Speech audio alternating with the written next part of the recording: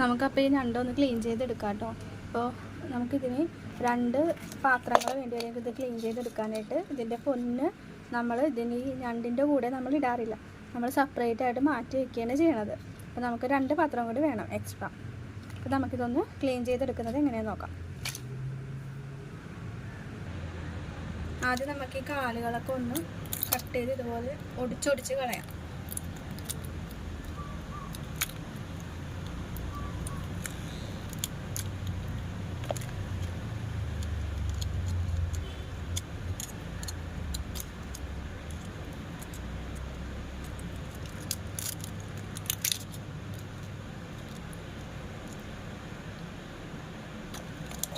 ഇതാണ് ഞാൻ നേരത്തെ പറഞ്ഞ പൊന്ന്. ഇത് നമ്മൾ വേറെ പാത്രത്തിലേക്ക് മാറ്റി വെക്കണം.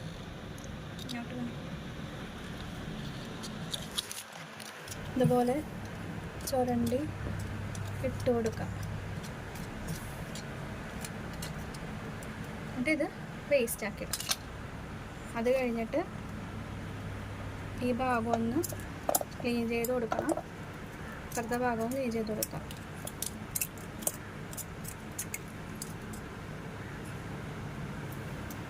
ഇതിപ്പോൾ ചെറുതായതുകൊണ്ട് ഞാൻ നടുക്കൊന്നും മുറിക്കുന്നില്ല. ഇത് കുറച്ച് വലിയ ഞണ്ടാണെങ്കിൽ നമ്മൾ ഇതുപോലെ നടുക്കൊന്ന് ഇങ്ങനെ കട്ട് ചെയ്തിട്ട് വേണം ഇടാനായിട്ട്. നമുക്ക് വേറെ പാത്രത്തിലേക്ക് മാറ്റാം. ഇത്രയേ ഉള്ളൂ. ഇങ്ങനെയാണ് ഞണ്ട് ക്ലീൻ ചെയ്യണത്. അപ്പം നമ്മുടെ ഞണ്ട് ഇവിടെ കഴുകി വൃത്തിയാക്കി ഞാൻ വെച്ചിട്ടുണ്ട്. വെള്ളത്തിൽ തന്നെയാണ് കേട്ടോ ഞാൻ ഇട്ടിരിക്കുന്നത്. ഇതാണ് ഞാൻ പറഞ്ഞ പൊന്ന്. ചിലതിനൊക്കെ നല്ല ഒരു ഓറഞ്ച് കളറൊക്കെ ആയിരിക്കും കേട്ടോ, ചിലതിന് മാത്രമേ വൈറ്റ് കളറൊക്കെ ഉണ്ടാവുള്ളൂ. അപ്പോൾ ചെറിയ ഞണ്ടായതുകൊണ്ട് തന്നെ ലെഗ് പീസൊന്നും ഇല്ല ഇതിൻ്റെ അകത്ത്, കാലിൻ്റെ കഷ്ണങ്ങളൊന്നും ഇല്ല. അപ്പോൾ ഇതുപോലെ വെള്ളം കളഞ്ഞിട്ട് വേണം നമ്മൾ ഇത് പാകം ചെയ്യാനായിട്ട് എടുക്കാനായിട്ട്. ഇത് ഞാൻ കഴുകിയിട്ടില്ല, ഇത് നമ്മൾ കഴുകാറില്ല. പൊന്ന് സെപ്പറേറ്റ് ആക്കി മാറ്റി വെച്ചിട്ട് നമ്മൾ ബാക്കിയുള്ള ബോഡിയുടെ പാർട്സ് മാത്രമേ നമ്മൾ കഴുകി എടുക്കാറായിട്ടുള്ളൂ. അതായത് ഇത് മാത്രം നന്നായിട്ട് കഴുകി വൃത്തിയാക്കി വെച്ചിരിക്കുകയാണ്. പിന്നെ ഒരു കാര്യം ശ്രദ്ധിക്കണം, ഞണ്ട് കറി നമ്മളെപ്പോഴും ഉണ്ടാക്കുമ്പോഴത്തേക്കും കറിച്ചട്ടിയിൽ ഉണ്ടാക്കുകയാണെങ്കിൽ കൂടുതൽ ടേസ്റ്റായിട്ട് നമുക്ക് കിട്ടും കേട്ടോ. അപ്പോൾ ഇത് നമുക്കൊരു കറിച്ചട്ടിയിലേക്ക് മാറ്റാം.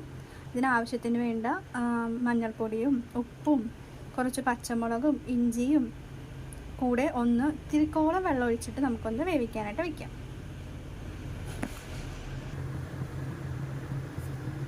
ആവശ്യത്തിന് ഉപ്പ്, ആവശ്യത്തിന് മഞ്ഞൾപ്പൊടി, പച്ചമുളക്, കുനുകുന അരിഞ്ഞ ഇഞ്ചി ഇതിലേക്ക് ഇടാം. ഇനി നമുക്ക് കുറച്ച് വെള്ളവും കൂടി ഒഴിച്ചിട്ട് ഇത് നന്നായിട്ടൊന്ന് വേവിച്ചെടുക്കാം. അപ്പോൾ നമ്മുടെ ഞണ്ട് ഇവിടെ വെന്ത് വന്നിട്ടുണ്ടെങ്കിൽ നമുക്കിതൊന്ന് വേറൊരു പാത്രത്തിലേക്ക് കോരി മാറ്റാം.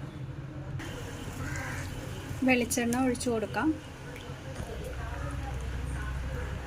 ഇതിലേക്ക് അരിഞ്ഞു വെച്ചിരിക്കുന്ന സവാളയും വെളുത്തുള്ളിയും കുറച്ച് കറിവേപ്പിലയും കൂടി ചേർത്ത് വഴറ്റിയെടുക്കാം. ഉപ്പിട്ട് കൊടുക്കാം. അപ്പോൾ സവാള നന്നായിട്ടൊന്ന് വഴറ്റി കിട്ടിയിട്ടുണ്ട്. ഇനി നമുക്കിതിലേക്ക് ആവശ്യമായ പൊടികളൊക്കെ ചേർത്ത് കൊടുക്കാം.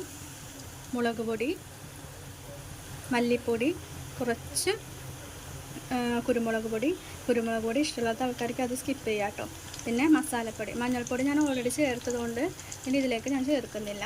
അപ്പോൾ നമുക്ക് ഇത്രയും കൂടെ ഇട്ട് കൊടുത്തിട്ട് നന്നായിട്ടൊന്ന് മിക്സ് ചെയ്ത് ആ പച്ച മണമൊന്ന് മാറി കിട്ടുന്നവരെ ഇളക്കി കൊടുക്കാം. അപ്പോൾ പച്ച മണമൊക്കെ മാറിയിട്ടുണ്ട്. ഇനി ഇതിലേക്ക് നമുക്ക് ഒരു ഗ്ലാസ് വെള്ളം ഒഴിച്ചു കൊടുക്കാം. ഇനി ഇതിലേക്ക് നമുക്ക് നേരത്തെ നമ്മൾ മാറ്റിയെടുത്ത് വെച്ചിരുന്ന പൊന്ന് ചേർക്കാം. നന്നായിട്ടൊന്ന് ഇളക്കി യോജിപ്പിച്ച് ഒരു 5 മിനിറ്റ് നമുക്കൊന്ന് കുക്ക് ചെയ്തെടുക്കാം. നന്നായിട്ട് അരപ്പൊക്കെ ഒന്ന് തിളച്ചിട്ടുണ്ട്. ഇനി ഇതിലേക്ക് നമുക്ക് വേവിച്ച് വെച്ചിരിക്കുന്ന ഞണ്ട് ഇടാം. അപ്പോൾ ഇതിലേക്ക് നമ്മൾ ഞണ്ട് ചേർത്തിട്ടുണ്ട്. ഇനി നന്നായിട്ടൊന്ന് മിക്സ് ചെയ്തിട്ട് ഒരു 5 മിനിറ്റ് മുതൽ 10 മിനിറ്റ് വരെ നമുക്കൊന്ന് ഈ അരപ്പൊക്കെ ഞണ്ടിലേക്കൊന്ന് പിടിക്കാനായിട്ട് മൂടി വെച്ച് ഒന്നുകൂടെ കുക്ക് ചെയ്തെടുക്കാം. ഈ സമയത്ത് ചാറ് ആവശ്യമുണ്ടെങ്കിൽ നമുക്ക് ചൂടുവെള്ളം ചേർക്കാവുന്നതാണ് കേട്ടോ. ഒത്തിരി ചാറ് ഇഷ്ടമില്ലാത്ത ആൾക്കാർക്ക് ഈ ഒരു കൺസിസ്റ്റൻസിയിൽ എടുത്താൽ മതിയാകും.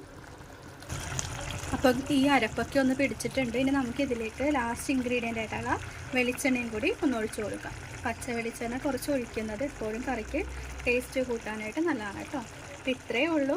ഈ ഞണ്ട് കറി എല്ലാവർക്കും ഇഷ്ടപ്പെട്ടിട്ടുണ്ടെങ്കിൽ വീഡിയോ ലൈക്ക് ചെയ്യണം. അതുപോലെ ചാനൽ സബ്സ്ക്രൈബ് ചെയ്യാത്ത കൂട്ടുകാർ ഈ ചാനൽ കാണുന്നുണ്ടെങ്കിൽ സബ്സ്ക്രൈബ് ചെയ്യുക. അതുപോലെ തന്നെ നോട്ടിഫിക്കേഷൻ കിട്ടാൻ വേണ്ടിയിട്ട് ഓൾ എന്നുള്ള ഓപ്ഷനിൽ ക്ലിക്ക് ചെയ്യുക. അപ്പോൾ ഇനി അടുത്ത വീഡിയോ ആയിട്ട് കാണുന്നത് വരെ എല്ലാവർക്കും താങ്ക് യു.